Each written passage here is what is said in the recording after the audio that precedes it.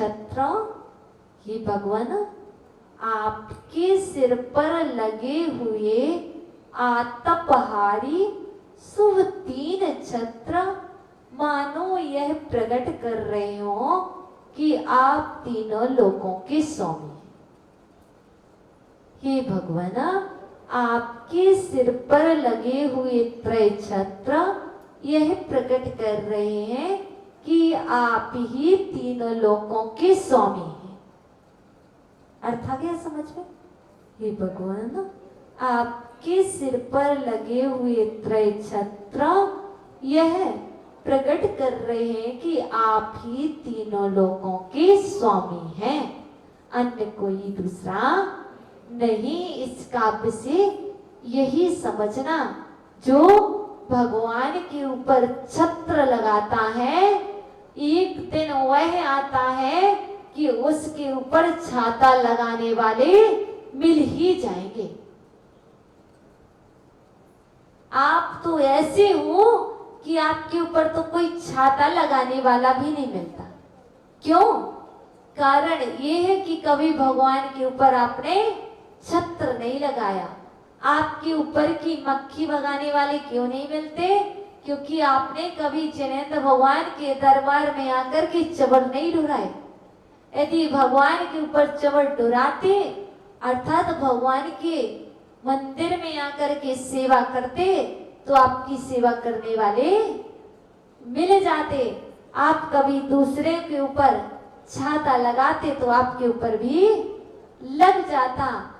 तात्पर्य यह है, यह जो 31 नंबर का काव्य है यह आपके लिए सम्मान यश दिलाने वाला है। 30 और 31 नंबर का तो आप जैसा बीज बोगे वही फसल आपको मिलेगी। हमने पूर्व में पहले भी बता दिया है, गोपाल नाम का ग्वाला, उसकी बहुत बड़ी कहानी है जो हम आपको नहीं बता सकते हैं, टाइम नहीं है। लेकिन आप प्रश्न मंच सुनील भैया या गिरिराज अंकल यहाँ प्रश्न मंच करा लेंगे और जो आपके ये महानुभाव जिसको भी बोलेंगे वो प्रश्न मंच करा देंगे। भैया हम भैया को बोल दें, किसी को बुराई तो नहीं, किसी को राग द्वेष तो नहीं, चलेगा ना?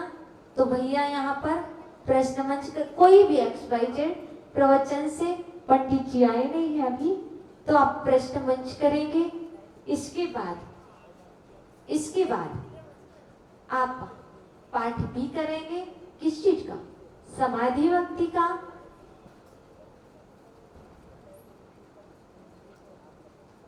पूज्य आचार्य भवन के पास से आप सभी को आशीर्वाद आया है।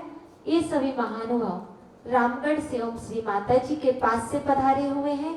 क्या संदेशा लाए हैं आप सभी के लिए? यह पूज्य गुरुवर ने कहा है कि आप सब के लिए सुना दें, तो हम आप सबके लिए इस पत्र के माध्यम से वह भावनाएं आपके समक्ष प्रेषित कर रहे हैं जो ये का मंत्र पुत्री अपने पूज्य गुरुवर के लिए, जैसे आपकी बेटी आपके लिए कुछ लिखती है तो आप सबको सुनाते हैं, वही शब्द एक पूज्य गुरुवर की सुंदर सी और प्यारी सी शिष्या जो पूज्य गुरुवर के समक्ष अपने शब्द प्रेषित करने के लिए भेजा है यह पत्र, तो वह पत्र आप भी सुनना चाहोगे? क्योंकि आप कभी गुरु और शिष्य के बीच का पत्र तो पढ़ते ही नहीं है, मैं भी नहीं पढ़ती, पर फिर भी पूज्य गुरुवर की आज्ञा से आप सभी को जो महानुभाव लाए हैं वह भी सुन लें और जो यहाँ पर विराजमान है वह भी सुन लें। नमोस्तु भगवान। भगवान स्वास्थ्य का ध्यान रखें। आपके स्वस्थ होने से भव्य जीवों को सर्वज्ञ वाणी निरंतर मिलती है। आप अच्छे से आहार करते हैं तो भव्य जीवों को ज्ञान आहार अच्छा मिलता है। सूर्य के उगने से कमल खिल जाते हैं, और सूर्य के प्रसन्न होने से अर्थात आचार्य भवन के प्रसन्न होने से शिष्य और समाज के हृदय कमल खिल जाते हैं। आपकी प्रसन्नता से ही सबसे बड़ा पुरस्कार हमारे लिए है। आपकी प्रसन्नता हमारे लिए सबसे बड़ा पुरस्कार है। दीक्षा से बड़ा उपहार क्या हो सकता है? वह उपहार आपने हमें प्रदान किया। भगवान, जिस दिन मैंने नमक का त्याग किया था उसी दिन से मेरा एक नियम हो गया, मेरे गुरु एक हैं, एक हैं, एक ही रहेंगे। मुझे अपनी अज्ञानता का बोध है। सभी को नमोस्तु और माता जी को वंदना में आपकी उपासिका ओम श्री माता जी, दादाजी दादाजी, पिताजी पिताजी। यह है पूज्य गुरुवर की शिष्या का पत्र आप समक्ष के समाज के बीच में हमने आपको सुनाया। यदि जो भी हमने गलती की हो तो हम भी उन माता जी से क्षमा प्रार्थी हैं।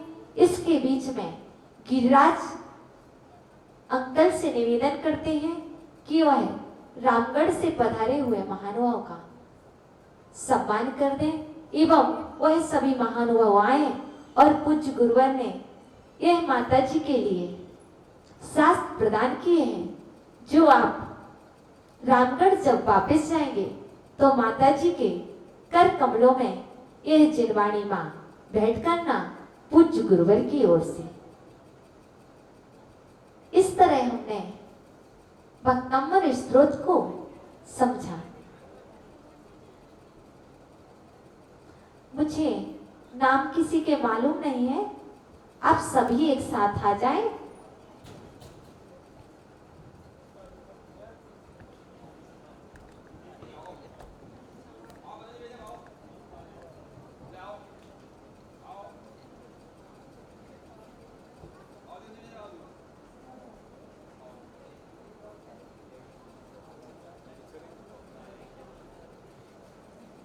नाम दे दें आप भैया को।